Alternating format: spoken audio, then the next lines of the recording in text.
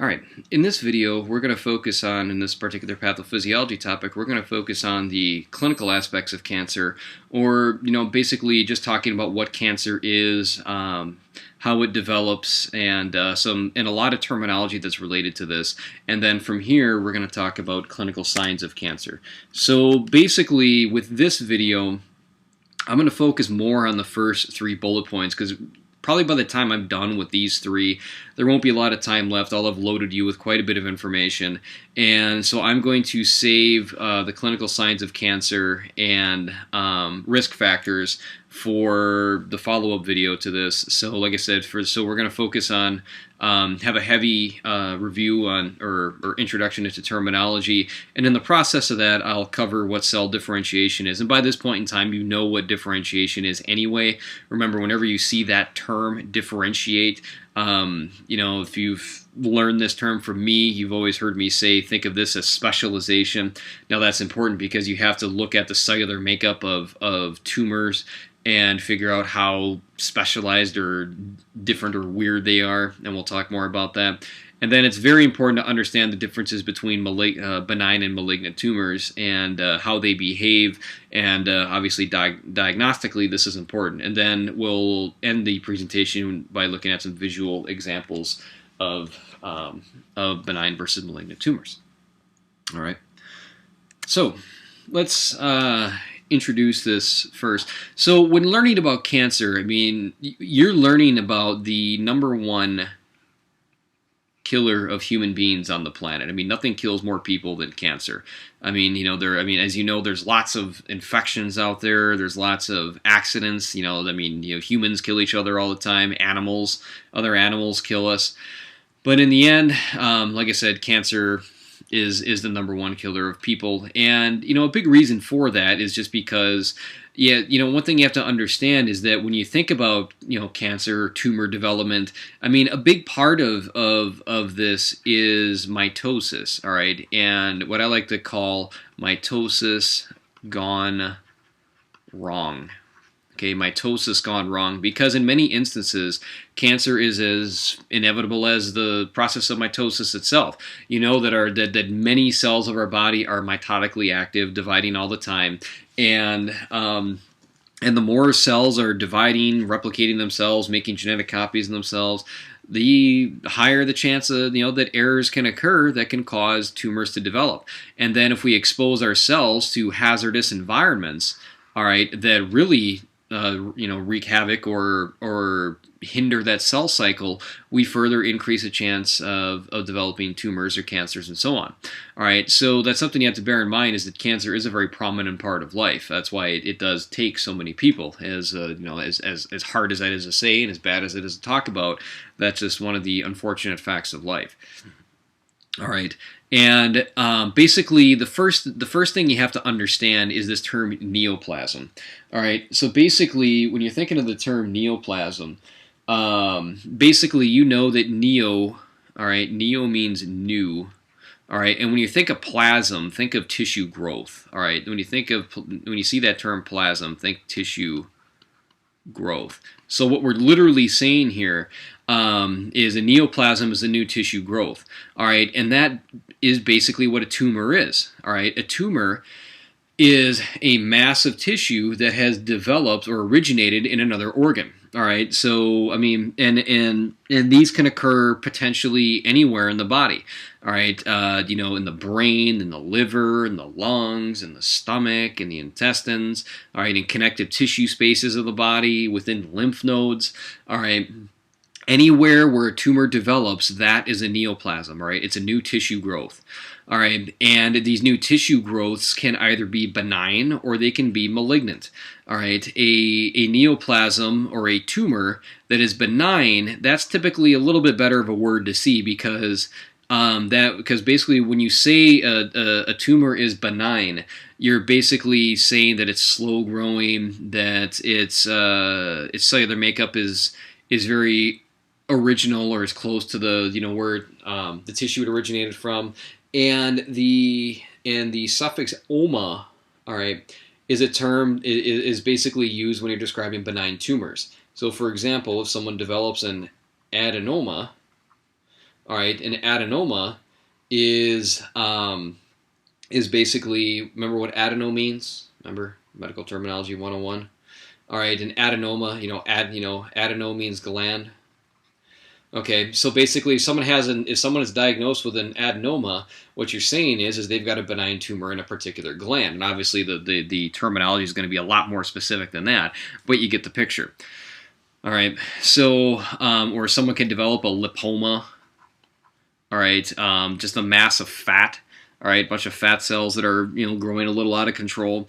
All right, so and in saying that, like for example, lipomas are not typically that harmful. Not every tumor that a person develops is going to be horribly life-threatening. Is going to mean the end of the world. In many cases, these benign masses can be relatively easily removed, and in many cases they can't. All right, we'll talk more about that in a little bit. Now, when we think of the term cancer. Now, cancer obviously is a very important clinical term, but cancer is a word that I think is thrown around just a little too liberally out there, or loosely, or however you want to say it. But basically, cancer is a word that's used to describe malignant neoplasms or malignant tumors. All right, now and then that's where carcino comes in. All right, basically we're saying that if you see that word carcino in a term or on someone's chart, or in a book or wherever you see it, what we're saying here is that neoplasm or that tumor is cancerous. So if someone has an adenocarcinoma, all right, so basically remember adenogland, oma tumor, and carcino cancerous. So what we're saying here is that malignant tumors, cancerous tumors, that's a diagnosis you don't want to receive, all right, because these are the tumors that grow out of control. These are the ones that are invasive, that spread into and through other tissues. These are the ones that cause a lot of damage. All right, and obviously the later you catch these malignant neoplasms, these cancerous neoplasms, obviously the lower the chances of survival. That's why for certain, there are certain screenings that can be done. We do a lot of self-checks on ourselves. There are certain, at certain ages you start getting tested for certain things, like mammograms, prostate checks, males and females doing their own self-checks and so on. All right. Now, these malignant tumors, these are the ones that are capable of metastasizing. And basically, metastasis, it's an easy term to understand. Basically, what we're saying here is we're saying that this malignant tumor or this malignant neoplasm is spreading. All right, spreading. And I'm going to talk more about how they spread in a little bit, but basically for now, that's what you have to understand. Whenever you see the word metastasis or metastasize, all right, we're saying, that's not a word that's used to describe a benign tumor, all right? Metastasis is used specifically for malignant tumors, all right? Now, you're probably wondering, well, how do you tell if a tumor is malignant or benign? All right, how do you tell if it's malignant or benign? And a big part of that is, the diagnostic process of this is, first off, a patient's going to, there are typically, I'm not going to talk about these in depth in this video or really much at all, but there are very common signs and symptoms that are typical to cancers, like people developing tumors, like pain, bleeding, anemia, weakness, loss of appetite, and so on. All right, and then basically once you, as a practitioner, start putting those pieces of the puzzle together, and you start figuring out that, okay, look, there's a good chance they may have a particular tumor or cancer developing somewhere, then odds are you're probably going to have to do some scanning. All right, and then if you see the mass, whether it's ultrasound, CT scans, whatever you have to do, depending on where you think the tumor is located, and so on. All right. Then if it's obviously you can get to it, then you biopsy the tumor. Remember, biopsy is when you remove a sample of tissue from the patient, and then you analyze it, you study it. All right. And then basically when you take a look at this, benign tumors are going to have cells that are highly differentiated, meaning they're going to look a lot like, they're going to look very specialized. They're going to look almost exactly like the tissue that the tumor originated in. Whereas a malignant tumor, these cells are going to look very bizarre, alien. They're not going to look anything like the original tumor that the that the mass or the neoplasm is found in, and we'll see some visual examples of that a little later on. All right, and then when you see this, I have this term mesenchyme on here just because.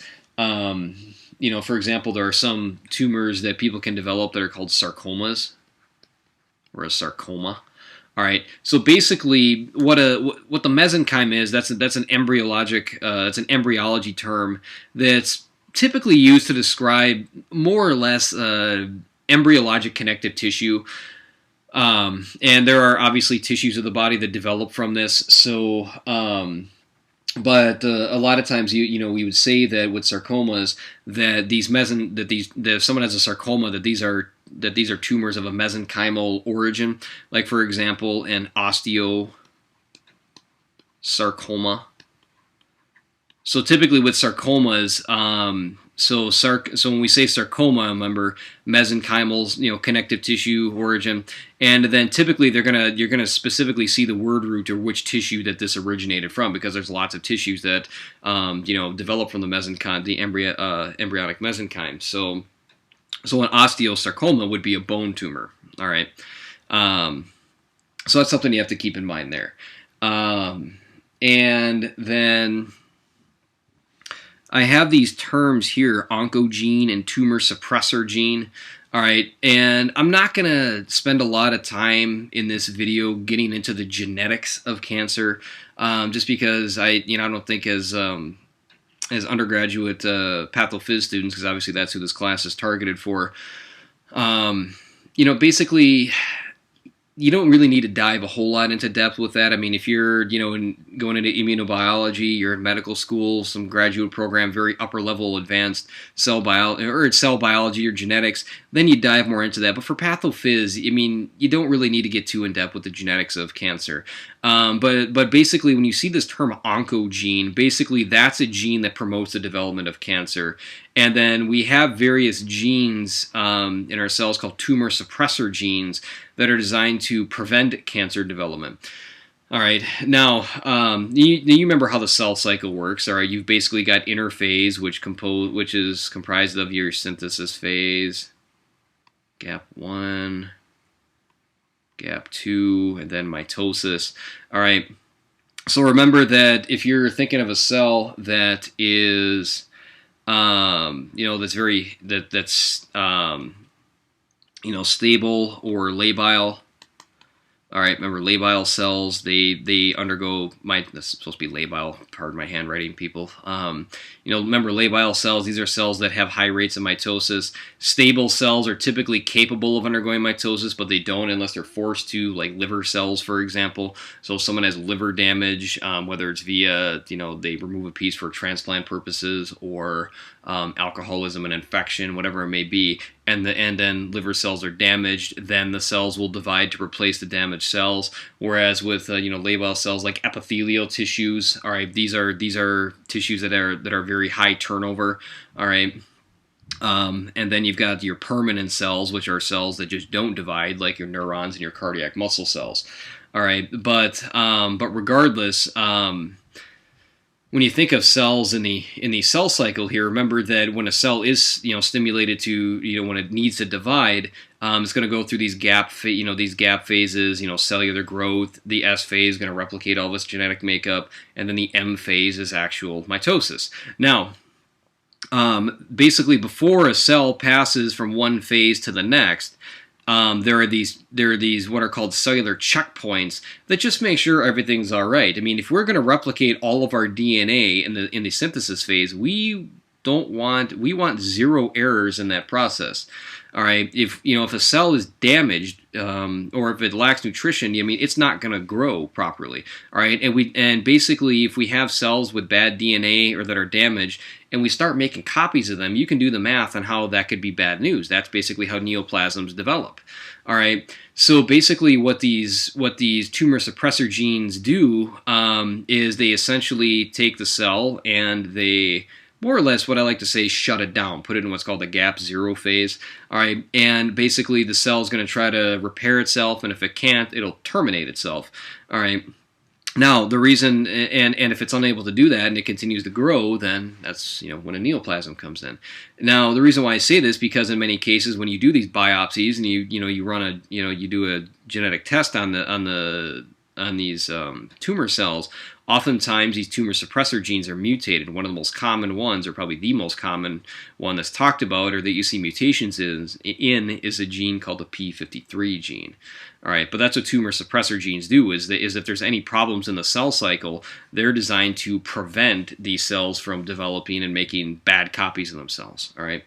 And then risk factors, I'm going to talk about more in the follow-up video to this when we, with clinical science. But basically, risk factors increase the odds, ODDS, and again, sorry for the handwriting, they increase the odds of you developing a tumor. Now, I'm going to say this again. They increase the odds. I do not want you people going out there walking around saying that risk factors guarantee cancer or tumor development, because that's not necessarily true in 100% of the cases. All right, just because a person smokes doesn't mean they're going to develop lung cancer. But you don't need to be a rocket scientist to know that if a person does smoke, and a lot throughout their life, that they increase the odds of developing lung cancer or other types of health problems. All right. Now, the reason why I say this is just because in the business and marketing side of medicine and health, unfortunately, a lot of supplement sales and oddball professionals out there have kind of hijacked a lot of these concepts and terms related to this and put out products and say, oh, look, this will cure cancer or reduce your odds of developing something or whatnot. And you have to remember that the majority of those supplements and products are based on anecdotal evidence at best, because they're not heavily regulated by the FDA and so on, or other agencies, and it's very easy to put a lot of those supplements out on the market. All right, so they'll say what they can to try to get you to believe in their products. The other side too is that a lot of times in education, especially at younger ages, we tend to use scare tactics to try to scare the daylights out of people and kids into not doing things. I don't think that's right either, because it's really important to present the facts and let people make decisions for themselves. Because like for example, in school, you're always shown the infamous picture of the black lung, from a chronic smoker. Yeah, that's not. I mean, we all know nowadays that smoking's not the best idea in the world. Is that going to stop people from doing it? No. But, you inform people, but we say that, look, your lungs are going to look like this. You're going to get lung cancer. I mean, we scare the crap out of people, and that's not a good thing to do. All right. And I mean, and you got to remember, there's lots of things out there that can be considered risk factors. I mean, I don't think cell phones are going to give you a brain tumor. All right. But you gotta be careful too, because a lot of these people that think like that, I mean, they present almost anything like it's a risk factor. I mean, I'm surprised passing gas hasn't become a risk factor yet, or into causing cancer, which good thing it's not, because I would have been dead many years ago. But you get the picture here. So risk factors increase the odds. They don't guarantee, but they can increase the odds. All right, because I've known many people who have been just heavy smokers all of their life and have relatively healthy lungs. All right, and you hear stories about people that develop lung cancer, tumors in their lungs, that have never touched a cigarette in their life. All right, so that's something you have to keep in mind. All right. So that was pretty heavy on the information side. So now let's kind of transition into talking about the differences between benign and malignant tumors, and then we'll talk a little bit about what staging is, and then show some visual examples of these. So a benign tumor, basically benign tumors, like I said, these are typically the less dangerous when it comes to a diagnosis. But you have to remember that a benign tumor, if left untreated, not all of them, but many of them have the capability of becoming malignant. So that's something you have to keep in mind. So even though being diagnosed with a benign mass is oftentimes good news, well, good as it can get, it can become worse if left alone for too long. All right. Now, one of the things about a benign tumor is that they are full of differentiated cells. In a benign tumor, the cells are going to look a lot like the tissue that the tumor is growing within. All right, so there'll be some slight differences, and you'll see some visual examples in a little bit. But that's one thing you have to keep in mind, and I'll show you some examples of the malignant side of this, because when you look at a malignant tumor, there's a lot of different ways you can say this.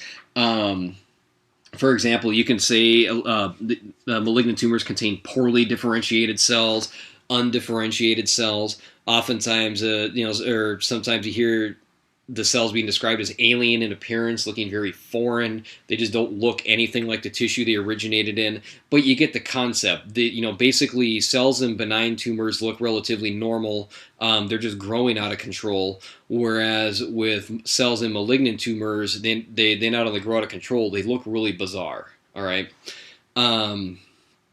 Another thing with benign tumors is that they have very slow growth rates.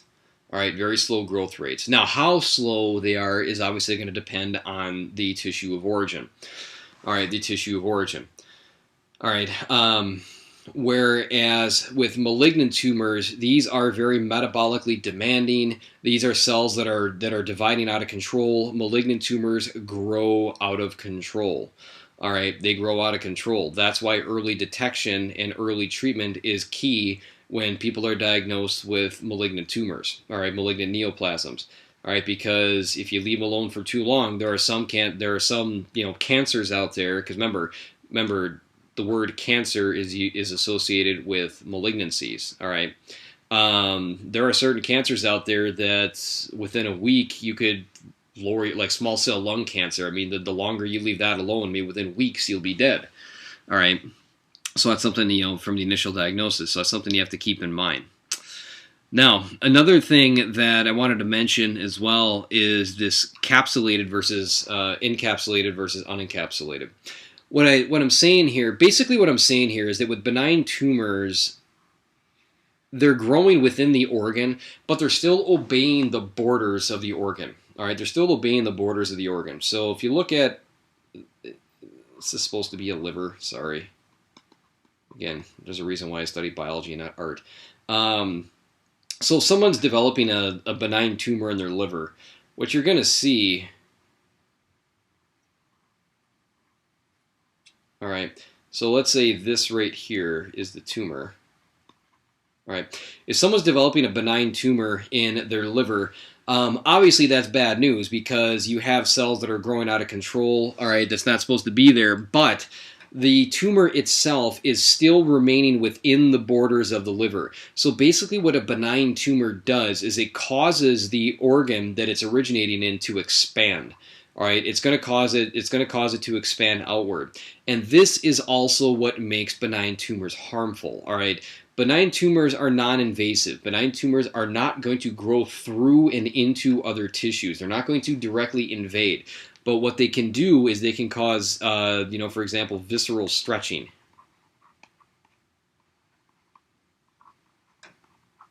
Okay. Remember, when you see the word viscera, you think internal organs. All right. So they can cause so they're going to cause visceral stretching. Obviously, the more you leave it alone, the more that organ's going to stretch. Now, let's say you've got an artery nearby. All right. Now, all of a sudden, that benign mass is now pressing against an artery and occluding blood flow to wherever that artery is carrying blood to. Let's say that benign mass is pressing on a nerve. All right, so you're going to have some neurological problems. That's what makes benign tumors dangerous. All right, is when they cause visceral expansion like this. This organ is going to press on and put pressure on surrounding tissues and damage them that way. All right, so benign tumors are non-invasive. They do not metastasize. They do their deed by putting pressure on surrounding tissues. All right. Whereas with malignant neoplasms or malignant tumors or malignant cancers, you notice how those terms are being used interchangeably like that. All right. So basically, these are capable of metastasizing. These are invasive. All right. That's bad. All right. So basically, with the malignant tumor, what you're going to have is you're going to start out with what's called a primary tumor. Okay. primary tumor. So, for example, let's think of, I don't know, testicular cancer. All right, so a male is developing testicular cancer and it's left untreated. Testicular cancer often metastasizes. Very common sites in general for tumors that metastasize to or areas like your liver, your lungs, your brain. Typically areas where there's a a lot of blood flow, a lot of circulation into there. Your liver has those large sinusoid capillaries in there, so it's easy for large objects to get into the liver. Okay, so a malignant tumor is going to start out as a primary tumor. So with testicular cancer, you're going to have a primary tumor in the testes, and then if it metastasizes, basically what we're saying here are these high-growing, undifferentiated cells of this malignant neoplasm are going to break off and they're going to spread. All right. So basically, what they're going to do is they're either going to metastasize, they're going to get into the bloodstream and then get circulated around the body, or they're going to get into the lymphatic system, and you know that your lymphatic system eventually drains into the subclavian veins, and basically those tumors are going to get into the blood through that route.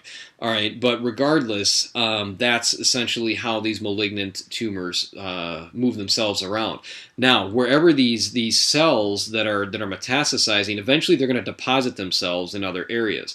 All right, so for example, if you do let's say someone has advanced testicular cancer, you do a chest x-ray and you see all these tumors developing in their chest, you would call these secondary tumors. Okay, secondary tumors. So primary because the tumor, the malignant neoplasm originated in the testes, and then it branched out, through whether it's through the lymphatic system or the circulatory system. Cells escaped that primary tumor, and then they got circulated to another site in the body where they implanted themselves and then are continuing to grow. And that's what secondary tumors are. And that is basically the invasive nature of that. Now, one of the things that these cells do once they implant and grow, oftentimes, you see, remember malignant tumors, malignant cancer cells have high growth rates. That means they have high metabolisms, all right? So they're very demanding. So one of the things they're going to do is they're going to try to basically literally steal blood and nutrients from your not just your surrounding tissues, but from your body. And one of the ways they do that is they secrete what are called angiogenesis growth factors. Remember, angio meaning vessel, genesis to create.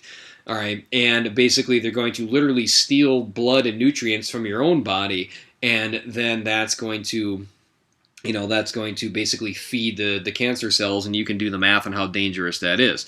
And I'll focus on that more in the next video when I talk about the signs and symptoms of cancer. But that's another way that malignant cancer cells behave, is they stimulate new blood vessel growth so they can literally feed themselves. Now, this term here, carcinoma in situ. First off, when you see the word carcinoma, basically what we're saying here, this is a tumor of epithelial origin. Epithelial origin. So remember, a sarcoma, mesenchymal, connective tissue origin. When we say carcinoma, basically this is an epithelial tumor. Now, obviously, this is not good news because, as you know, epithelial cells, epithelial tissues, have high turnover rates. All right, you're constantly turning over your cells of your epithelial tissues all the time. So tumors that originate in here have a high probability of growing, metastasizing if left untreated or caught too late. All right, now not every malignant tumor just automatically starts spreading right away. So typically, what you're going to see first is you're going to for example, with a malignant melanoma. All right. If you do a biopsy of a mole or take a look at the skin, you're going to see the area where the melanoma is developing. So basically, you're going to see an area of that skin where there's a lot of bizarre, abnormal-looking cells. All right, but they haven't started to spread yet. That's good news. All right, that means this is a lot more treatable. All right, so carcinoma in situ, basically what we're saying here is that we have all these alien-looking cells that have developed as neoplasm, that have developed into this malignant tumor in this area, but they haven't started spreading yet, in situ, in sight, in place. All right, so all these cancer cells are in place and haven't started spreading yet. And then, and then obviously once they start to metastasize and move around, then that's when this basically goes out the window. Because, for example, like when a malignant melanoma, when it metastasizes and it gets into the lymph nodes, remember melanoma. Remember, melanin is a very black, in its purest form, is a very black pigment. And if it gets into if it gets into lymph nodes, for example, it's going to be very easy to spot because you're going to see all these very dark areas where these melanocytes and these pigment cells are kind of aggregating and developing from there. All right, so carcinoma in situ. It's a malignant neoplasm that has not started to metastasize and invade yet. All right. Again, when you do a biopsy and look at this area, it's noticeable that there is a malignant neoplasm there. It just hasn't started branching out yet. Okay. Now, another thing that's important to focus on when it comes to tumors and cancer, I'm not going to spend a lot of time on this, but this is important to understand as an aspiring healthcare professional, is what's called staging of cancer. Basically, the vast majority of you that are watching this video or that are learning about this, I guarantee you've all heard of this at some point. At some point in time, anyway. Like you've heard about someone who's diagnosed with a stage 1 tumor or a stage 3 tumor. All right. So basically, what staging is. Staging is basically when you compile information about that neoplasm so you can develop a prognosis for that patient. And remember, prognosis is basically projected outcome. All right, and part of that projected outcome is trying to figure out, okay, what's the treatment going to be? All right, so once you gather information about that neoplasm, about that tumor, and you look at, is it differentiated, undifferentiated cells? Is it a carcinoma in situ? Is it a sarcoma? Whatever it may be. All right, then that's obviously going to help you determine the treatment. And then once you basically diagnose what type of neoplasm it is, and you figure out how you're going to treat it, then you can get a prognosis and you can project the outcomes for that patient. Obviously, the earlier you catch it, the better the prognosis. Now, again, I want to emphasize on this, a prognosis is very similar to risk factors in that, and there's a reason why I'm calling this projected outcomes and not a cure. All right, projected outcomes. I'm saying here that you're figuring out the best road to wander down, but again, a prognosis is not a guarantee. It's a route you're going to travel to help treat that patient with. All right, you have to remember, in medicine, you do not give out guarantees to patients. Do not do that. All right. That's a great way to instill, even in the most minor, trivial situations, that's a great way to instill false hope, and that's a great way to get your pantsuit off if something goes wrong. All right, so just give patients the information, give them the prognosis, give them the outcomes, and then you work from there. Okay. Now, basically, when you're thinking of the staging of a tumor, the staging of a neoplasm, there's, you have to think about the major factors you have to think about are the size of the tumor. All right, the size of the tumor, is there nodal involvement, and is there metastasis? All right, is this thing metastasizing? All right, so basically, TNM, tumor, is there a presence of a tumor? All right, nodal involvement, N for nodal, M for metastasis. All right, so basically there are 4 stages that are involved in staging of cancers, or neoplasms, I'm sorry. 1, 2, 3, and 4. And this particular site here, I put this on here because this is the kind of the United States, the Cancer Institute that has all these major facts, these public information, these facts that are involved with diagnosing tumors in the first place. All right, so obviously stage 1 is the best news that you can possibly get when it comes to a neoplasm. No lymph nodes involved. All right, no metastasis, and the tumor is under 2 centimeters. Now, for most of my users around the planet, this will make sense. For us Americans who are, for some reason, not using the metric system, remember that 1 inch equals 2.5 centimeters. So basically, this is a tumor or a neoplasm that is under an inch in size, an inch in diameter. Okay? So no lymph node involvement and no metastasis. Now, these middle stages here, 2 and 3, basically, if someone is diagnosed with a stage 2 tumor, what we're saying here is that there's local node involvement, there's still no metastasis occurring, and basically the tumor is under 5 centimeters in diameter. All right, so if you do this, so basically what we're saying here is that this is under 2 inches in diameter. All right, if we're thinking of stage 3, basically what we're saying here is that there's nodal involvement, so basically it's spread to nodes outside of the local area. So for example, if we're thinking like with a stage 2, let's breast cancer, someone develops a tumor in the breast. There's a lot of lymph nodes in the mammary area, and basically if you catch a tumor early enough, like a stage 2 breast cancer, basically it's still going to be localized within the mammary tissue. It's going to be under 5 centimeters, and it's only worked its way into the lymph nodes within the mammary area or the breast. All right, it hasn't metastasized into like your inguinal lymph nodes or your cervical lymph nodes and so on. All right. Whereas with a stage 3, the big factor with this is the size. All right, so basically, yeah, there's more nodal involvement. It's going to potentially be a little more than local, but the big thing here is that it's bigger than 2 inches. All right, and it still hasn't metastasized yet, but obviously now it's getting closer to developing into that cancerous stage. So basically, when someone is diagnosed with a stage 4 cancer, now we have massive nodal involvement.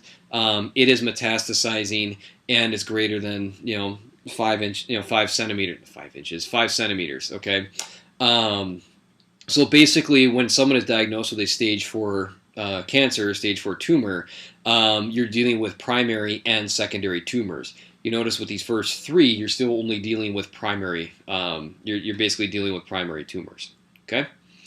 And like I said, I would highly recommend going to this website because there's a lot of very good and down-to-earth information regarding everything I've been talking about here. All right, so that's enough words for you. Let's take a look at some images related to this. So the first 2 images we're going to look at are examples of benign tumors. So this is what a normal liver looks like. All right, so typically with when we have blood flow into the liver, this is going to be, I have to use a different color than red here. Pen color, let's go with, St. Patrick's Day is coming up, so let's go with green. Okay, so basically when you look at how the liver is organized, basically what you have here is you've got these central veins, and then these sinusoid capillaries branching out. All right, then you've got hepatocytes. There's Kupffer cells kind of right next to these capillaries. All right, but basically that's essentially how the liver is organized, and then kind of branching out from here are going to be lymphatics and so on. All right, but that's basically a liver in a nutshell. I mean, it's kind of a boring organ to look at, just because remember hepatocytes are those stable cells. Liver cells don't divide unless they have to, so they're kind of in a constant state of gap 0 unless they need to divide.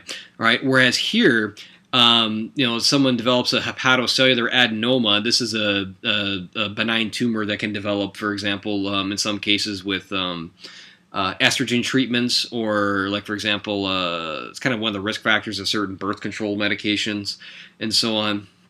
All right. But here, a hepatocellular adenoma, so you can clearly see the tumor. All right, you can clearly see the abnormal tissue in this area.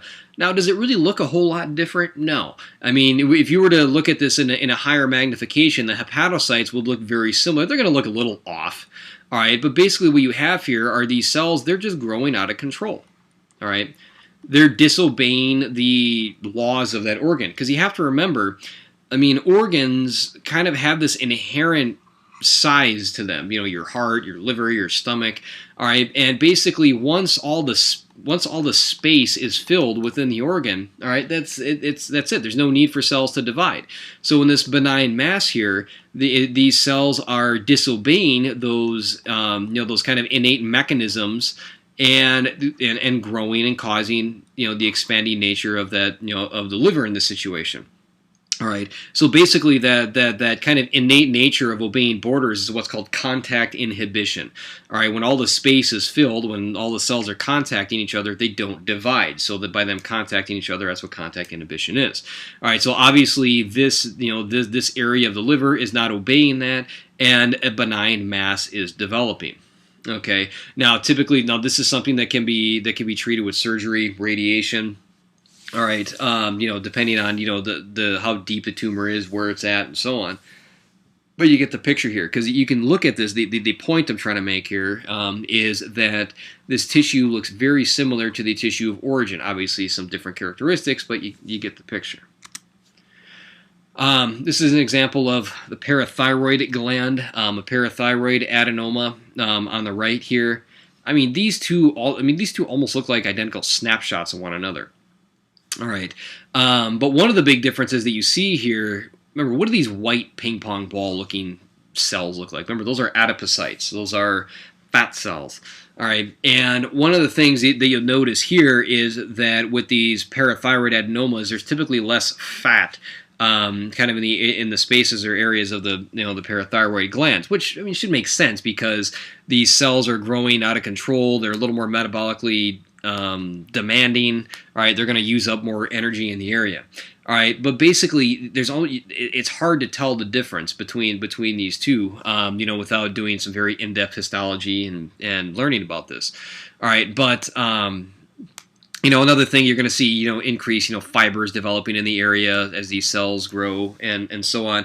But basically, with this parathyroid adenoma, the parathyroid glands are going to enlarge, right? In the previous example that we looked at with the hepatocellular adenoma, the liver is going to enlarge, and that's a big reason why if somebody dies and an autopsy is done on them, that's why they weigh the organs, because typically organs have a certain weight to them. But if all of a sudden the liver is a pound heavier than it should be, then that'll obviously lead the pathologist to investigate further. All right. Now, something you have to remember about adenomas as well, whether they're malignant or benign, in many cases, this can be a little goofy. I'll talk about this more in the next presentation, but oftentimes tumors that develop from glandular tissue often secrete hormones, right? And hormones in excess. We kind of obey the laws of negative feedback. Now, when this happens, this can create what's called perineoplastic syndrome. All right, so basically, if someone is pumping out high levels of a particular hormone, you're going to see the clinical manifestations are going to be the effects of that hormone. Now, I say that, I'll talk about that more in depth later on, not in this video, but the next one. I'm saying that because let's say someone is developing an insulinoma, all right, a tumor that's secreting insulin. That person is going to be very hypoglycemic. They're going to have low blood sugar levels.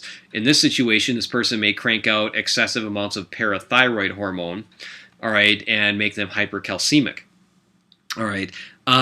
So basically, this could throw off the initial diagnosis because, well, the physicians are going to figure out what's making them hypercalcemic, why their blood sugar levels really low. In certain lung cancer, some people throw out excessive ACTH and crank out and create what's called Cushing's syndrome. All right, so that's something you have to keep in mind with that, is that oftentimes these can throw off the diagnosis. But again, you get the concept. Sorry for that side rail again there, but you get the picture here that with benign neoplasms, benign tumors, they look almost exactly like the tissues they originate from, and they just cause expansion of that tissue. Whereas with malignant tumors, this is a pap smear from a postmenopausal female. All right, basically when you look at these epithelial cells of a pap smear, epithelial cells, especially squamous cells, are the most boring cells to look at. They're flat, there's nothing to them. All right, I don't think you need me to sit here and explain that this is a little off. All right, this image here. So basically, these cells are very alien in appearance. These are those undifferentiated cells that I was talking about. All right, so basically, this is gonna throw a red flag, throw up a red flag, and you're gonna have to go from there. And then obviously, then you have to figure out, okay, well, we have to do staging now. All right, what's the size of this? Has it metastasized? Has it worked its way into lymph nodes? If so, is it just local nodes or further?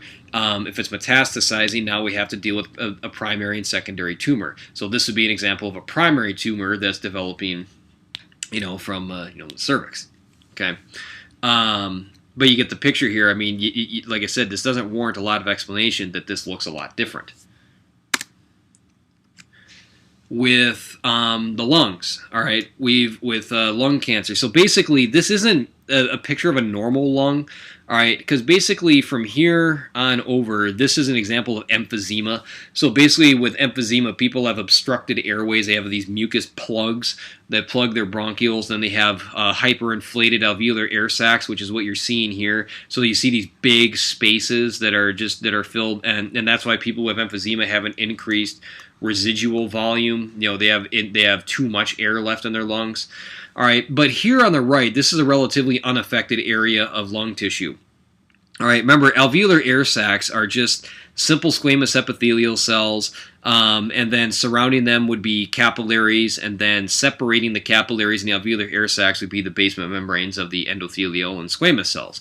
All right, but this is what normal lung tissue looks like. Again, you take a look at this. This is a small cell carcinoma, probably the most aggressive form of lung cancer a person can get. Bad news. Now remember, carcinoma.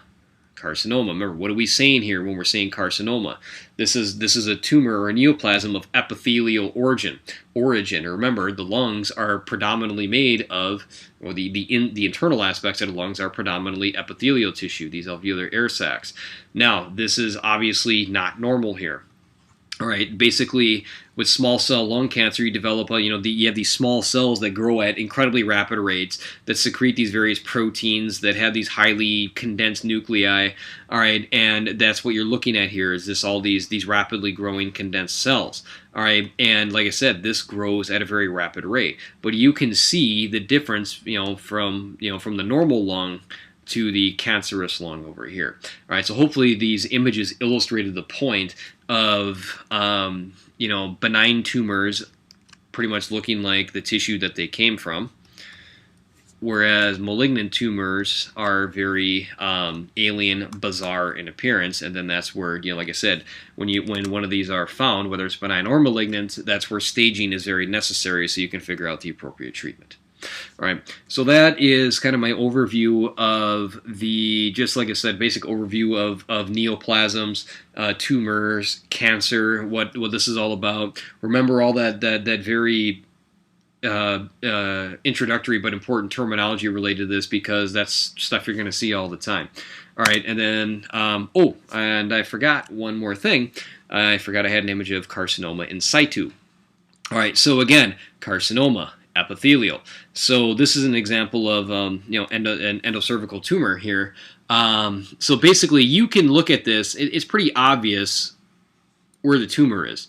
Now, you'll see here that these cells are very alien. They're very bizarre. They look nothing like the cells in the environment that's surrounding them. All right, this is a brand new weird tissue growth. All right, this is a malignant neoplasm, but it hasn't started to spread yet. All right, so you can see how this malignant neoplasm is still localized to the area. All right, so remember, carcinoma in situ, it has not started to undergo metastasis yet. All right, it has not metastasized. Now, like I said, a malignant neoplasm obviously is not good news, but this is, if there's any news you want to get related to that, this is it, because then you can, obviously, if you catch this before it spreads, obviously the prognosis is hopefully going to be much better. Okay, so that's an example of carcinoma in situ. My apologies for forgetting that. And then these are the images that I used in this presentation. All right, so that is my introduction to cancer. Like I said, clinical signs are coming up next.